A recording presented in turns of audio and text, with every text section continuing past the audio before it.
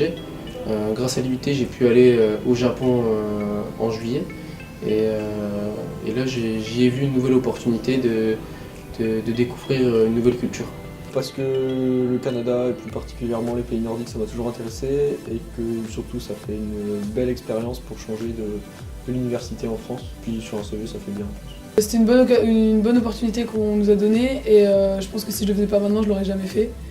Et je choisis le Canada parce que c'est quand même en Amérique, etc. Et on a tous décidé de partir là-bas tous ensemble. J'ai choisi de partir là-bas parce que c'est une destination qui m'attire. Je veux dire, le climat il est complètement différent d'ici. J'avais le choix entre Montréal et Chicoutimi. Alors j'ai eu du mal à me décider, donc j'ai changé de choix plusieurs fois. Ce qui m'a poussé à choisir Chicoutimi, c'est la proximité avec les étudiants. Il faut savoir qu'entre Montréal et Chicoutimi, il y a une grosse différence, c'est qu'à Chicoutimi, on est dans une université, tandis qu'à Montréal, c'est un cégep, donc c'est plus comme un lycée. C'est la ville qui nous était le plus proposée. Après, on ne pouvait pas partir à Montréal par rapport aux cours qu'on voulait faire. Mais globalement, on connaissait un peu déjà des gens là-bas. Donc ouais, c'est un peu la ville où on ne s'est pas posé la question. Je pense que cette expérience, ça va me permettre déjà de grandir un petit peu, parce que c'est l'une des premières fois où je vais avoir un appartement. Donc je vais rentrer dans la vie active, entre guillemets. Un nouveau point de vue sur les études et sur les manières de travailler. Je pense que par rapport aux différences de culture entre la France et le Canada, ça va être une grande découverte. Et déjà le fait de partir 4 mois à l'autre bout du monde, c'est pas anodin pour personne. Je pense que ça va m'apporter plus d'autonomie. Je sais pas trop encore. Je verrai là-bas, mais je pense que du bon, à mon avis, que du positif. Alors j'ai jamais voyagé en solo et j'ai quelques craintes, mais on va dire que toutes mes ambitions et ce que j'espère trouver au Canada comblent en fait tout ce qui me fait peur. J'ai déjà voyagé en solo et des craintes, non. Hâte d'être dans l'avion et que les papiers soient faits. J'ai jamais voyagé en solo, mais j'ai déjà fait beaucoup de colonies, etc. Donc je sais à peu près comment ça se passe le voyage. Mais ouais, voyager en solo, ça va être une vraie première, donc forcément on a un peu d'appréhension, mais comme on part en petit groupe quand même, on aura quand même des petites bases et des repères. Oui, j'ai déjà voyagé en solo et j'ai pas trop de crainte. J'ai un petit peu d'appréhension quand même parce que c'est la première fois que je pars aussi longtemps. Alors, faut savoir que c'est plutôt différent comparé à l'université en France. Donc, moi je pars à l'UQAC. L'UQAC nous ont proposé de choisir nos cours. Donc on a un très large panel de cours, donc très varié et très précis. Donc il n'y a pas juste une matière marketing par exemple, il y a marketing du consommateur, il y a marketing, il y a vraiment plein de types et c'est très spécialisé.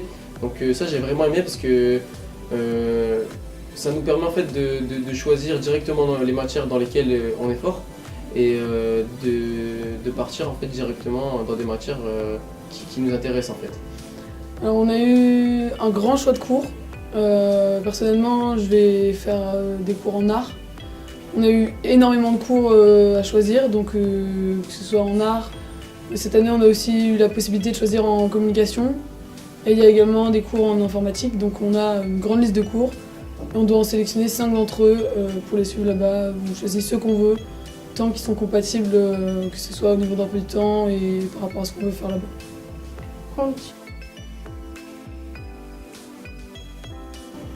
Alors oui, je compte trouver mon stage là-bas.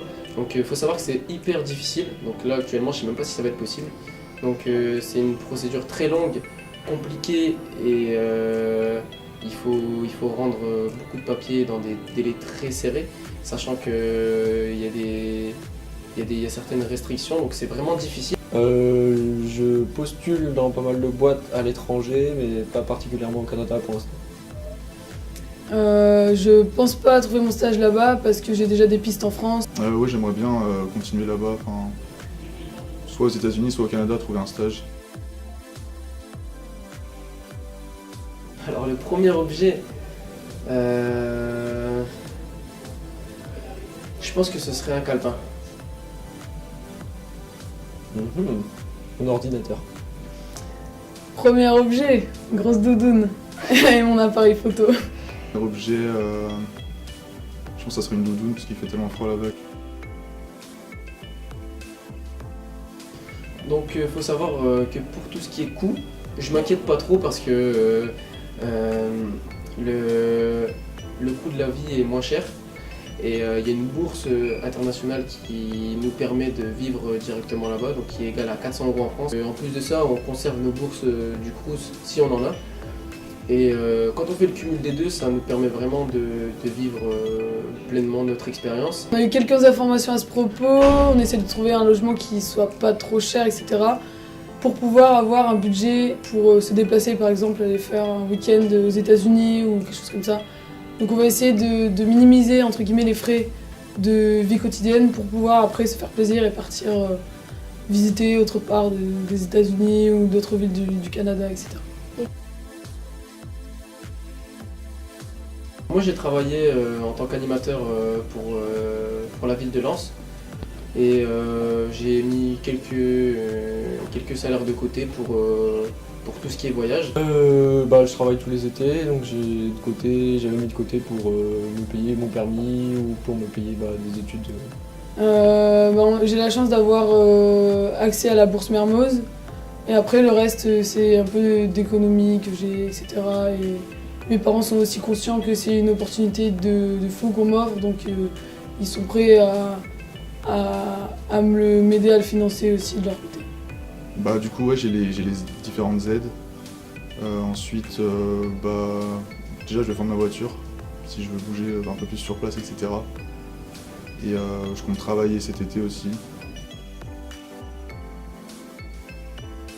J'ai vraiment une forte envie de découvrir la culture.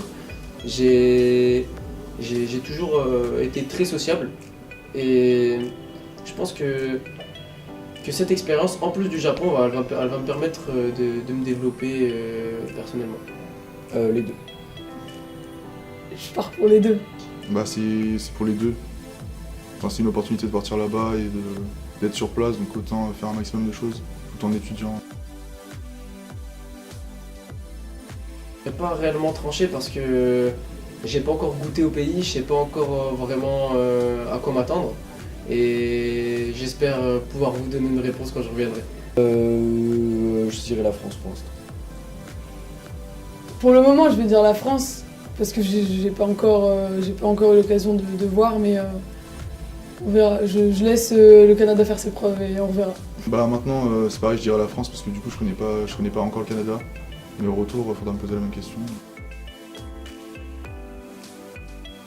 Et c'est ma famille. Le fromage, direct.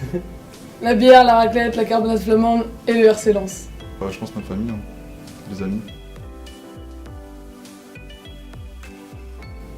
Alors je suis plus que prêt, je suis même pressé. Alors je compte les jours, donc là je sais que je pars dans 22 jours. J'ai déjà mon billet d'avion, tous les jours j'essaye de préparer quelques petits trucs en plus. Je suis vraiment pressé, j'ai hâte de partir. C'est dans 23 jours, donc vaudrait mieux quand même. Non, non, que ce soit psychologiquement ou dans mes affaires, il y a encore des courses à faire, des papiers à finir. Il faut se dire qu'on part longtemps et ça va faire bizarre, mais on va y aller. J'ai encore 2-3 trucs à faire, donc m'acheter des habits, etc. un peu chaud. Mais sinon, au niveau paperasse et tout est prêt normalement.